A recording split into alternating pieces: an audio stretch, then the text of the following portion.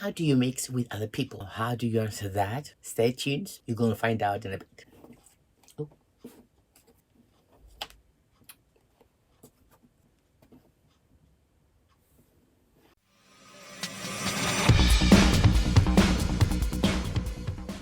Hello, I'm your host, Zack, and in this episode of this mini series, how do you answer your questions of your PAP form?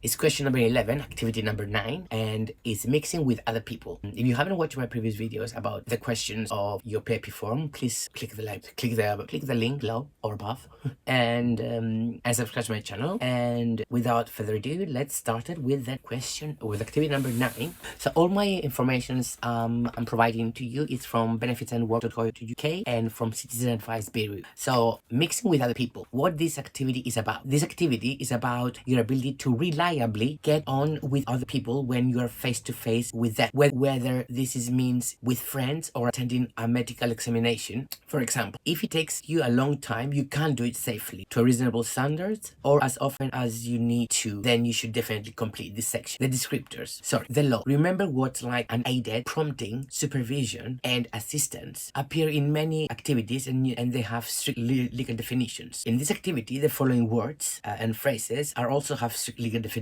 Engage socially mean A. Interact with other in a contextually and socially appropriate manner. B. Understand body language. And C. Establish relationships.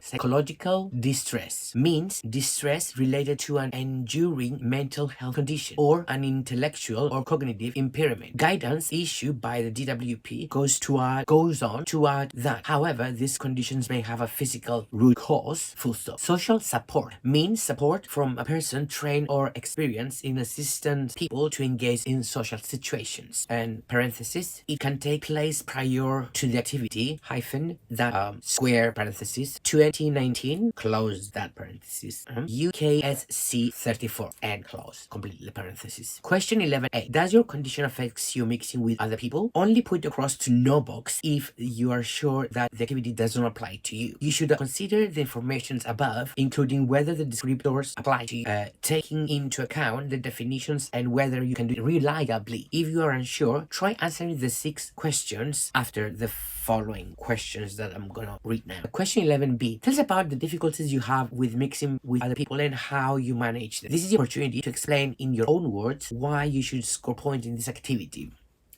Your answer should cover all of the following 6 points. Point number 1. What conditions may cause you problems? You need to make the link between the effects of your conditions and the problem you have with mixing with other people. Otherwise, the decision maker may argue that you simply prefer not to mix. This may be a mental health condition such as depression, meaning you have become isolated and get very anxious at the thought of mixing with people. Or it may be a neurodevelopmental condition such as autism spectrum disorder, ASD, which make it hard for you to understand how social engagements works. Work 2. What are the problems you have? You need to explain in as much details as possible what problems you have. As we explained in reliably, the most important PAP word above, you need to include details about A. The time. Does it take you more than twice as long as other people? B. Safe. Is it there danger to you or anyone else? C. Standards. How well can you do it and does it cause you issues such as pain, fatigue, or breathlessness? And D. Repeated. Can you do it as often as are reasonably required? For example, if you're unable to meet and chat with other people without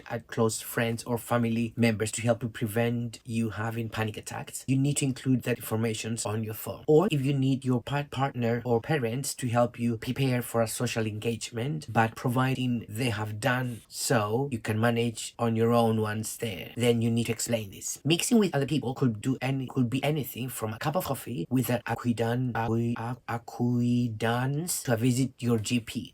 Even if you can engage socially with other people, you may be able to do it reliably. For example, does a single social encounter leave you so filled with shame or remorse that you find it impossible to face people again for days afterwards? Or is there always a possibility that you will become overwhelmed with anxiety and have to abandon a social engagement part way through? Also, bear in mind that this activity is about whether you can engage with people generally, not just with people you know well. And as guidance to health professionals explains, and I quote, this activity encompasses all forms of social engagements, whether the relationship established lasts 10 minutes, 10 days, or 10 years. It should be considered in the context of everyday activities in which social and verbal interaction is required. Full stop. Overlap with the activity communicating. See question number 9. So if you have a conditions or combinations of conditions where you need help with both communication verbally activity and mixing with other people, see Q9, you may be able to score points for both activities. And do you have problem because you misunderstand or can't interpret people, facial expression, or body language? You should score a possible 2, 4, or 8 points under 9, B, C, or D. I or D2I, depending on the severity of your disability. You suffer from extreme anxiety, you should score points 2, 4, 8 under 9, B, C, or D1, depending on the severity of disability. You cause offense with, in case the camera falls, it's because the sun is on my bed and my dog is sleeping. So if she starts doing the running in her sleep, then you might knock my tripod down. You cause offense without meaning to. You should score a possible 8 points under 9D2. You misunderstand what people are saying and becoming angry or upset. You should score a possible 8 points under 9D1. You are too shy or anxious to speak or to make eye contact. You should score a possible 2 or 4 points under 9C or C, depending on the severity of your disability. You say whether you think other people want to hear, regardless of the difficulties it may create to you. This is so related. You should score a possible 4 or 8 points under 9C or depending on the severity of your disability. You suffer from extreme fatigue or very poor concentrations, so have difficulty following what people are saying to you and responding appropriately. You have to avoid things like shopping, using public transport, or going out at times and in places where you might bump into people you know. Wow. If you have ever physically hurt someone or been hurt yourself because of the way you behave around other people, you may score 8 points for this activity. So it is important that you give full details on the form. Important note, the DWP has been applying the law relating to the above 2 points. When support is given and who gives wrongly up until September 2020. They have now begun reviewing of PAP claims going back to April 2016 to try to identify claimants who missed out on an award of the standards or enhancement rate of the daily living component of PAP and pay them money they owe. You can read more about this link, but because it's printed, and what you can do if you think you may have been affected on the benefits and work website. What I did, to be honest. Engagement is needed. Another tribunal judge has ruled that isolated and specific examples of being able to interact with other people, such as being able to talk to the health professional at medical assessment or to the staff in a local shop you go to regularly, are not enough to prevent you scoring points. In this case, the claimant went to the pub and a cheap shop and a cheap shop and a sheep and a must be cheap CHIP every day, but said she avoided any engagement with other people and would move away if anyone stood next to her. She was able to respond to the PAP health professionals' questions without prompting and had articulate eye contacts and report. The judge held that simply going to the pub and the cheap shop or responding to questions from a health professional was not evidence that the claimant engaged socially with other people or would be able to engage with people she did not know well. You need to be able to engage with adults. CPAP/2034/2017 involved a teenager who could engage with other teenagers, but not with adults. The first tier tribunal tribunal was in error of law in deciding that they didn't score points for the activity. 3. Did you use aids or appliances? Aids and appliances are not relevant to this activity. They are not mentioned in the descriptors. So actually, yeah, there is I don't think there is something to help mixing with people. There's no physical robot, for example, that can take it with you and feel more comfortable. Should you have 4? Should you have help from another person? Help includes help but you don't get. So if you attempt to engage with other people and it often goes wrong because you don't have the help you need, then you should say so. Help can be in the form of prompting, supervision to keep you safe, or assistance. When support is given, social support does not have to take place during or immediately before social engagement. It could take place weeks before or even after the event. For example, if you would not be able to cope with social engagement if it were not for example, if you would not be able to cope with social engagement if it were not for the support you receive at monthly meetings with your CPN or counselor, then you may score 4 points in this activity. Support in advance may include things such as talking through what is going to happen at the appointment or engagement, discussing what might go wrong and how to deal with it if it does, and recalling other occasions when you have managed such as occasions successfully, such an occasion. Or you may need help after the event, for example, knowing that a particular trusted person will be available afterwards to help you deal with any emotions or memories that have been evoked by an engagement, maybe give you the confidence to take part even though the person does not come with you. Who gives the support? Even support from someone trained or experienced in assigning people to engage in social situations, this may make a difference to the points you score. So if you need prompting to engage socially, and that prompting could come from any well-meaning friend or relatives, then you may score just 2 points. But if your prompting would only be affected if it was given by someone trained or experienced, such as trusted or experienced friend, relative, carer, or enabler, then it may count as social support and score 4 points. This means it's important to make clear on your form if there is only a limited number of experienced people you can give you the support you need. 5. Is there a particular time of the day when you have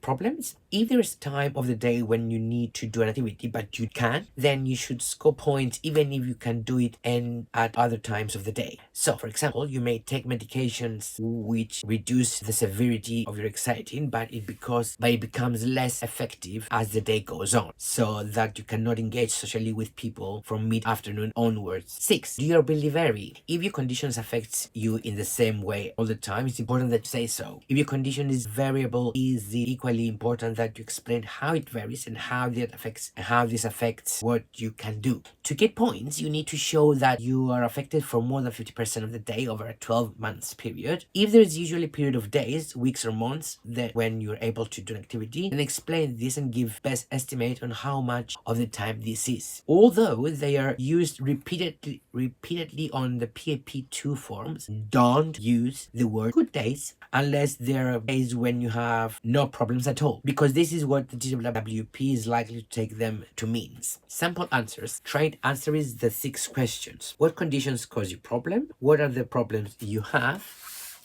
Do you use aids or appliances? Should you have help from another person? Is there a particular time of the day when you have problems? Do your ability vary?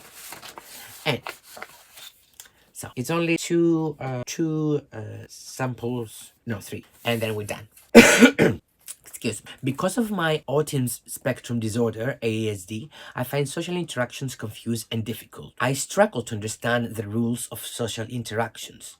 I don't read facial expressions or body language very well. I often stand too close to people, which make them feel uncomfortable. I sometimes stare rather than making appropriate eye contact. I say things which are inappropriate, and this can sometimes offend or embarrass people. For days before I am due to meet people, I will discuss way to behave with my mother, who will remind me of issues I need to be conscious or of, and practice appropriate behavior with me. We discuss what to talk about, issues that should be avoided, and strategies to cope with stress and anxiety if things are not going well. My mother is the only person who knows me well enough to be able to do this. My condition doesn't vary through the day or from one day to the next. Point number 2. Because of my depressions, I have become very isolated and get very anxious at the thought of seeing even people I know well, other than my immediate family. I go out very little, and when I do, I have to go to the shop. I try to go very early in the morning, so I am less likely to bump into people I know. Even speaking to shop assistants makes me very anxious. I virtually never go to the new places and will not attend social events under any circumstances. If I have to go to an interview or to a medical, I am frightened for days beforehand. I get so worried, I can't eat and feel constant sick. And I feel constant sick. When I have to talk to somebody at the job center or the health center, I get very shaky and I sweat and stumble over my words.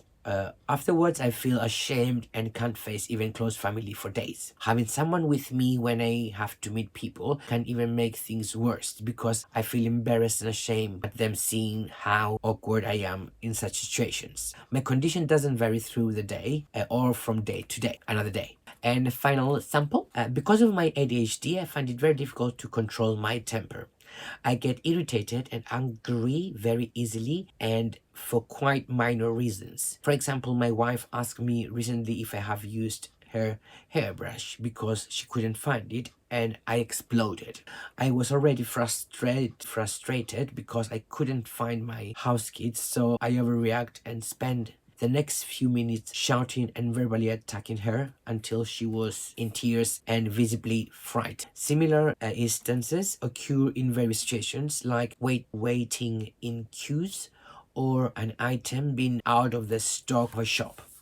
My overreactions often cause people to move away from me or stop serving me or talking to me. Sometimes I will be asked to leave a cafe, shops, or doctor's waiting room. If I have someone with me, they may be able to spot the signs that I am becoming agitated and help me to calm down. I can become angry and upset at any time of the day and any day of the week. Although it doesn't happen every day because it's not predictable, I really need someone with me whenever I am interacting with other people. And that was all for the number 9 activity number 9, mixing with other people. Hope you find this video helpful. If you do so, please click the like button and subscribe to my channel to get notification when I upload the following video, which is almost finished with this mini series. If you haven't watched my previous videos about the PFP and everything, you can click the link somewhere here. And thanks for watching, and I'll see you next time. Bye for now.